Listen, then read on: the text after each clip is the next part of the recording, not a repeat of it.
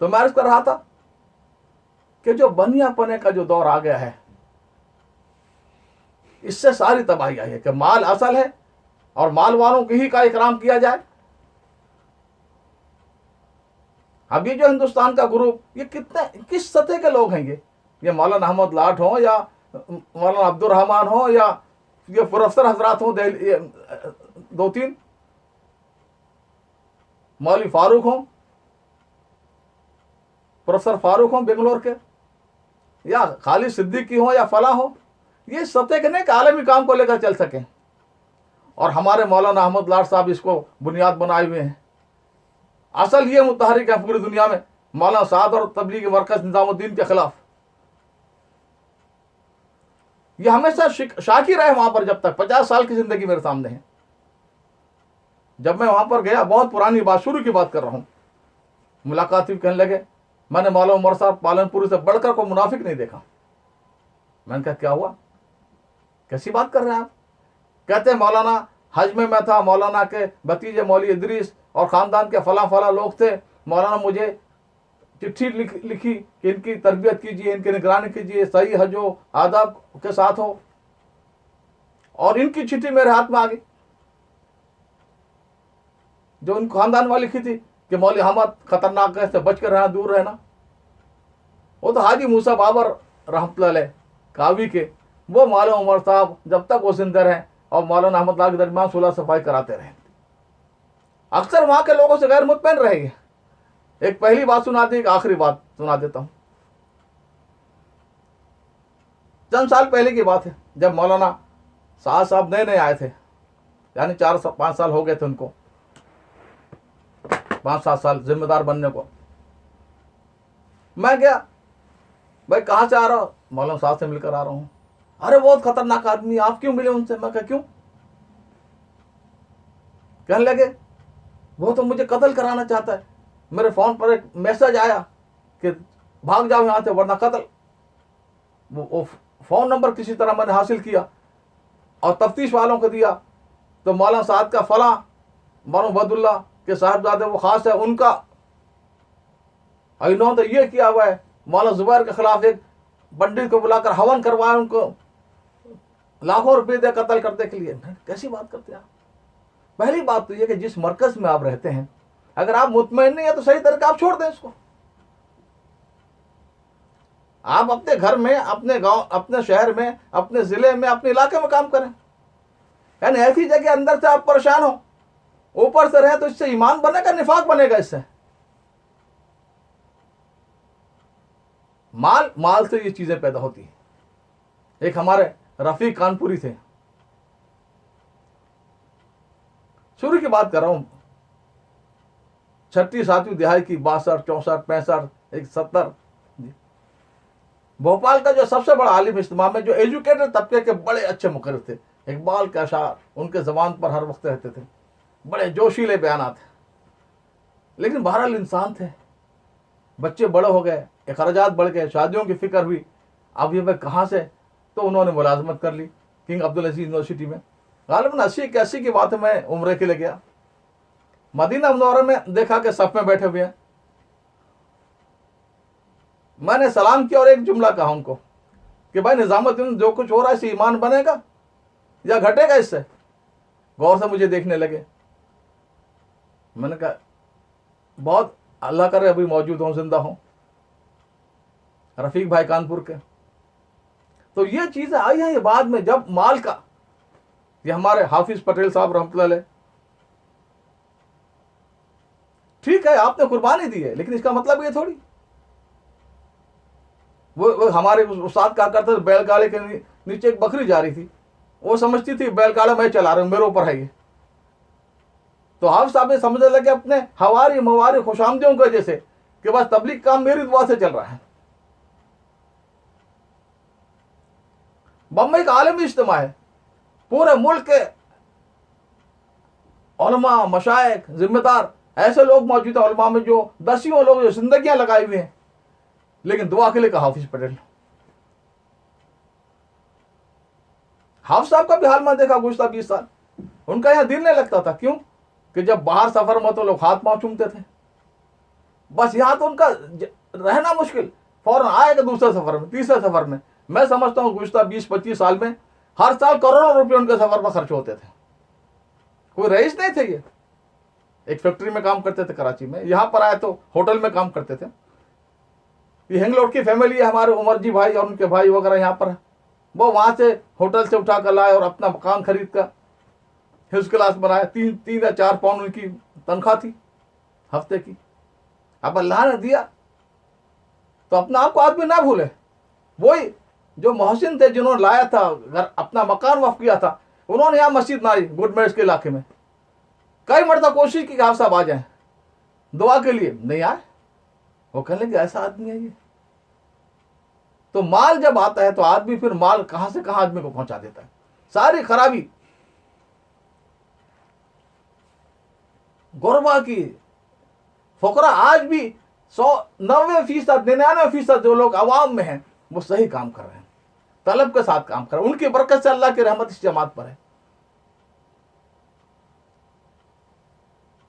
तो आज जो बिगाड़ है उस बिगाड़ को इस तरह नहीं किया जा सकता कि एक टोला बना ले, जैसे रायवन में कुछ माफिया बन गया और जैसा ये कुछ अलीगढ़ या कुछ गुजरात की ये बनी है मौलाना अहमद लाड। मालूम होता सबसे ज्यादा ये हजरत जी हैं आज के।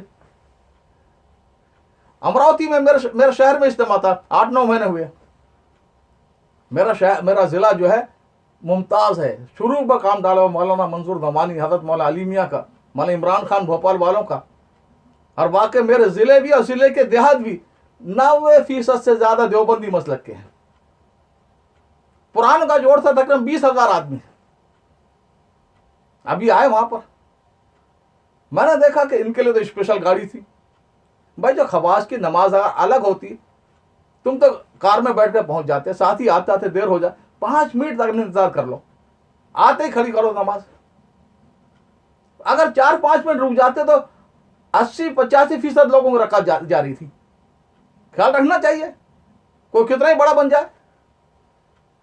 कि तुम गाड़ी में आ गए, लोग अपने तौर पर आ रहे हैं, कोई रिक्शे में आ रहा है, कोई साइकिल मोटरसाइकिल पर आ रहा, कोई पैदल आ रहा, 5 मिनट में क्या जाता है। उलमा का वो था। अब उलमा का मैंने देखा पूरे हमारे इलाके के तकरीबन 1000-1500 उलमा होंगे। 2-2.5 घंटे बयान हो गया, खाना भी था,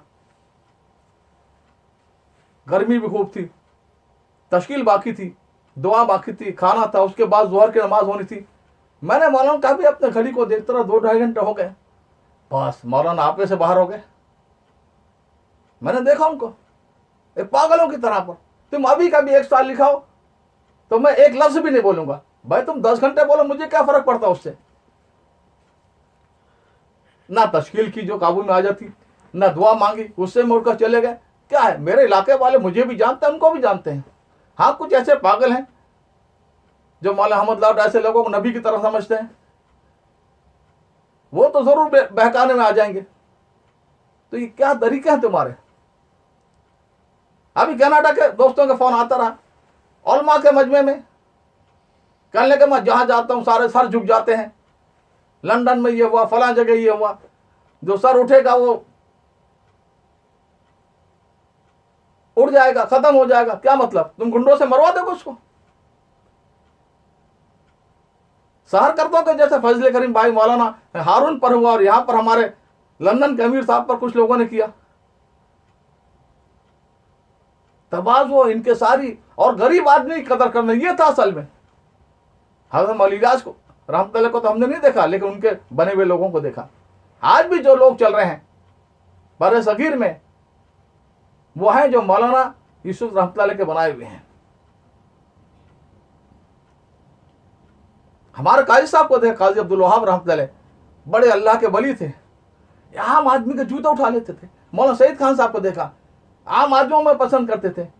ये क्या कि यहाँ आए तो फला मालजी उसी गाड़ी में आप मांग गए तो एक बहुत ही बदनाम अमरीकी है कनाडा में, पाकिस्तान के, बहुत ही उनके। भाई क्या है ये खवास का मतलब क्या है।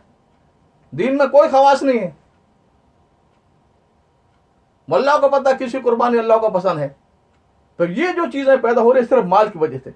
माल अपने साथ सारी बुराइयों को लेकर आता है, सारी खराबियों को लेकर आता है। भाई साहब कराम और ताबीन की औलाद नहीं बच सकी माल के असरात से, तो हम और आप किस खेत की मूली हैं? कोशिश ये करने का उम्मतपना पैदा हो, और उम्मतपना जब होगा जब सबको अपने बराबर समझा जाएगा। तबलीग का सबसे बड़ा फायदा यह था कि उम्मत बन रही थी दुनिया में। रश करता था रात में कि देखो ये ऐसी जमात है कि मशरिक के मगरिब के मुख्तलिफ मसले के फिक्र के मुख्तलिफ तसव्वुफ के सिलसिलों के एक जुड़कर चल रहे हैं। गरीब आदमी कदर जब तक नहीं करेंगे कुर्बानी देने वालों की। यहाँ पर हमारे यहाँ अल्हम्दुलिल्लाह, अल्लाह का शुक्र है, लंदन में कुछ ऐसे साथी हैं कुर्बानी वाले, 20 बरी से 10 गुना काम है यहाँ पर, क्योंकि कदर करते हैं। तो माल के एतबार से जो खराबियां आई हैं, अब एक तबका पूरा लगा हुआ है मौलाना साहब के खिलाफ, रोज फेसबुक पर घंटों, और ऐसे लोगों का जिनकी कोई हैसियत ना दीनी एतबार से, ना तबलीग के एतबार से, ना इल्मी एतबार से। मौलाना साहब पर हैरान हूं, उनके ईमान की कुव्वत पर मैं कोई परवाह। ये फरमा रहे हैं कि बस ठीक है, अल्लाह का काम है, जब तक लेना होगा अल्लाह लेगा, जिससे लेना होगा लेगा, मेरे दिल पर कोई असर नहीं। ये ईमान की कुव्वत है। तो ये जो कुछ हो रहा है ये बहुत दर्द और गम और सदमे की बात हर इंसान के लिए। मैंने तो एक जमाने से यहां जब बनियापना देखा तो मैंने अपना रास्ता अलग कर लिया कि भाई मुझे और भी दीन के काम है वो करने हैं, दुआ सलाम बाकी रहेगी।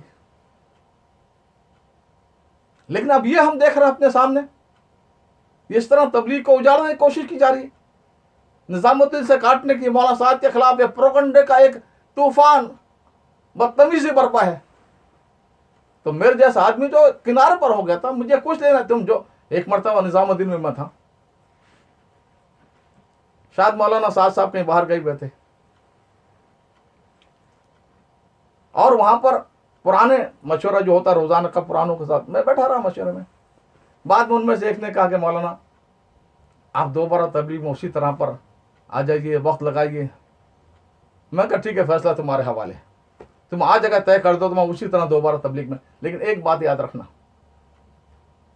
मैं जब तबलीग में था तो मेरा मिजाज अपना है, बनियों वाले मिजाज नहीं है। मेरी शिकायत आती थी नहीं आती थी कि मौलवी साहब ने ये कह दिया, ये कर दिया, ये कह दिया, कहाँ आती थी। जब से मैं फासला मैंने पता कर लिया, कोई शिकायत आई है मेरी? कहने लगे नहीं कोई शिकायत है। सबसे दोस्ती है मेरे सारे मराकज वालों से, चाहे वो रायमंड हो चाहे काकरेल हो, पूरा बांग्लादेश मौलाना साहब के साथ है। हिंदुस्तान में भी ये थोड़ा सा बुलबुल तरह ये है, ये थोड़ा सा लोगों को झांसा दिया जा रहा है, ये असल काम करेंगे ये लोग, मरकज को नुकसान पहुंचाकर मौलाना साहब के खिलाफ प्रोपगंडा करके। वो भी चंद महीने की बात है, सारे बैठ जाएगा वहां पर। अल्लाह ताला हम सबको हिदायत दे, समझ दे। हर आदमी सोचे कि मेरी वजह से काम को नुकसान नहीं पहुंचना चाहिए। तबलीग का नहज कौन बताएगा? मौलाना इलियास, मौलाना यूसुफ, मौलाना हारून, मौलाना साद, इनसे बढ़कर कौन वाकिफ है? ये लोग बताएंगे। तो मैं अर्ज कर रहा था कि हमें अल्लाह ताला से हिदायत मांगनी चाहिए। अल्लाह तो बेनियाज है, उसे किसी की जरूरत नहीं, हमें जरूरत है, हम मोहताज हैं। और जो अमीर बन गया उससे जुड़कर चलो, अगर तुम्हारी नाकदरी हुई तो भी जुड़कर करो। ये हो सकता है कि मौलाना साहब किसी की नाकदरी करें, हजरत जी करें, फला करें, लेकिन अल्लाह तो नहीं करेगा ना। अल्लाह तो इंसाफ करेगा ना, तो इंसाफ ही नहीं करेगा ना। अल्लाह के लिए बर्दाश्त कर लो। तफरीका का जरिया बनेगा वो बदतरीन आदमी है खुदा के नजदीक। ये जो जद्दोजहद हो रही है, एक पूरा तूफान बदतमीजी कुछ बनिया किस्म के लोगों ने, और कुछ प्रोफेसर हजरात ने दो चार, क्या ये हजरत जीवन का मुसल्लत हो जाएंगे? आलमी काम पर पूरी दुनिया के करोड़ों इंसान जिससे वाबस्ता है, कभी अरबों को बहकाया जा रहा है। लेकिन अरब तो अरब है, वक्ती तौर पर तो बहक सकते हैं। मैंने देखा मौलाना साहब की जो बातें हैं, सारे अरब झूमते हैं उस पर, और उन्हें याद आता कि वो बातें जो मौलवी साहब की होती थी। तो मैं अर्ज कर रहा था कि ये एक सदमे की बात है, ये जो कुछ हो रहा।